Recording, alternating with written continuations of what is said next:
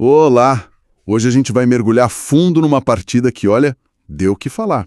A vitória do Flamengo por 2-1 contra o Vitória, lá no Barradão, terceira rodada do Brasileirão. Esse jogo foi na terça-feira, 10 de fevereiro de 2026, e garantiu os primeiros 3 pontos do Flamengo no campeonato. E a nossa fonte principal para essa análise vai ser a crônica oficial da partida, aquela publicada no site do clube. A nossa missão aqui é tentar ir um pouco além, sabe? Ler nas entrelinhas do que essa vitória, com todos os seus altos e baixos, realmente diz sobre o momento do time. É uma ótima abordagem, porque a história desse jogo é uma história de, assim, extremos. A gente tem um primeiro tempo que parece de uma eficiência assustadora, quase cirúrgica, e um segundo tempo que beirou o colapso, sabe? E que foi salvo por um momento de puro heroísmo individual. Então a grande pergunta que fica é: o Flamengo que venceu foi o time letal do primeiro tempo ou foi o time vulnerável do segundo? Ou, o que eu acho mais provável, a verdade está na mistura caótica desses dois momentos. Exato. Então vamos começar por esse primeiro tempo. A narrativa que a gente tem é de um Flamengo que começa com o domínio, controlando a bola, trocando passes com paciência e, sem a bola, uma postura agressiva, né? Subindo as linhas para pressionar o Vitória. Parece o roteiro perfeito, certo? Parece, mas esse domínio precisa ser um pouco qualificado, né? Era um domínio de posse, sim, mas não necessariamente de criar chances de gol. O time tinha a bola, mas parecia um pouco lento, meio previsível para furar a defesa do Vitória, que estava bem postada. Essa paciência toda na troca de passes, em alguns momentos, quase virava falta de objetividade. E mesmo com essa dificuldade, o gol sai. E sai relativamente cedo, aos 14 minutos, numa jogada individual fantástica. O Cebolinha recebe na esquerda, faz aquele movimento clássico dele, corta para dentro e serve o Henrique Pulgar. E o chileno acerta um chute, nossa, espetacular de fora da área, no ângulo, um golaço que quebrou a inércia do jogo. Um golaço que mascara muita coisa. A jogada nasce de um brilho individual, sabe? Não de uma construção coletiva que deu certo. E esse gol muda todo o panorama tático. O Vitória, jogando em casa, precisou sair mais. E a consequência que a crônica até aponta é que o Flamengo recuou, esperando para contra-atacar. A minha dúvida é: foi uma escolha tática consciente, do tipo, ok, agora vamos atraí-los, ou foi uma consequência de o time ter sido empurrado para trás pela reação do Vitória? É um ponto muito interessante, porque o que a gente viu depois do gol não foi um Flamengo confortável só esperando o bote. Pelo contrário, a fonte até menciona que o time começou a ter muita dificuldade na saída de bola. A pressão do Vitória encaixou, e aquela transição da defesa para o ataque que passaria pelo Paquetá, pelo Arrascaeta, simplesmente não estava funcionando. E aqui está um dos focos do problema. Com a bola, o time não conseguia progredir pelo meio. A conexão entre os volantes e os meias estava sendo cortada. Isso força os zagueiros, Léo Ortiz e Léo Pereira, a tentarem passes mais longos, mais arriscados, ou a recuarem para o goleiro Rossi, que também era pressionado.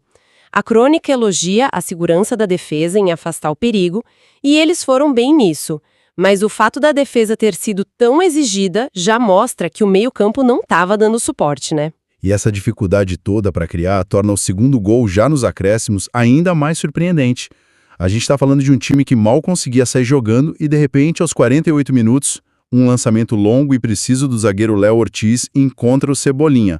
Ele domina entre os zagueiros, gira e finaliza com uma frieza incrível, 2-0. Em 45 minutos. 2 chutes, 2 gols.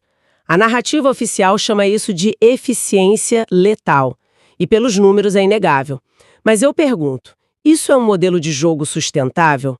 Um time com tanto talento ofensivo pode se contentar em criar tão pouco e depender de um aproveitamento de 100%? Para mim, isso soa mais como oportunismo, talvez até sorte, do que uma estratégia consolidada. Ou seja, ir para o intervalo com 2-0 foi um resultado muito, mas muito melhor do que a atuação. Psicologicamente, é um golpe duro para o Vitória, que provavelmente sentiu que equilibrou o jogo.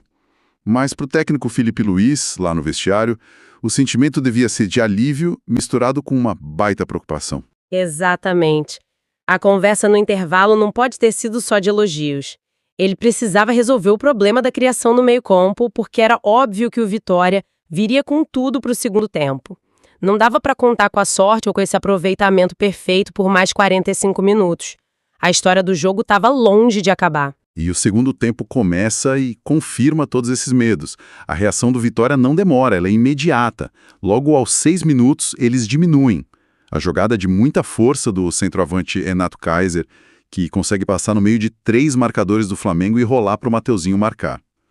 O Barradão explodiu e aquela vantagem que parecia confortável, de repente, ficou muito frágil. E vamos analisar essa jogada do gol.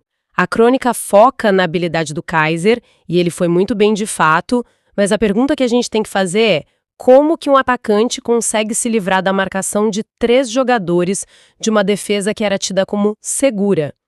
Isso aponta para uma falha de posicionamento, de combate muito grave. Foi um lance que expôs uma desorganização defensiva que o placar estava maquiando. A reação do Felipe Luiz também foi na hora. Ele saca o Pedro e o Paquetá, que estavam bem apagados, e coloca o Gonzalo Plata e o Jorge Carrascal.